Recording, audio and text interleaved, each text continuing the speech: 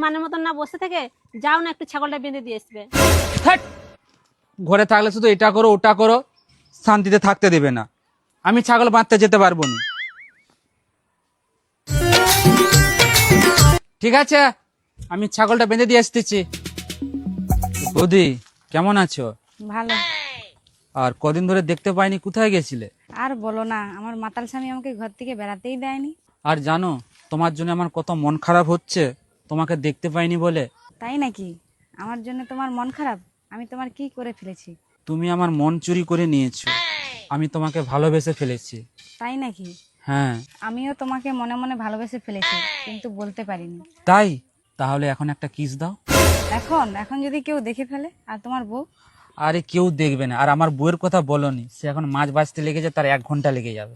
যদি চলে আসে? আসবে না বললাম তো। আচ্ছা না, ছেগলগুলোকে ছেড়ে দিলে তো? ঠিক আছে দাও। প্রেম করে আসছে, প্রেম শালা। আরাম যেন প্রেম করতে প্রেম ওই করে ছাগল মারতে আসছে না। তুমি যেটা ভাবছো সেটা কি?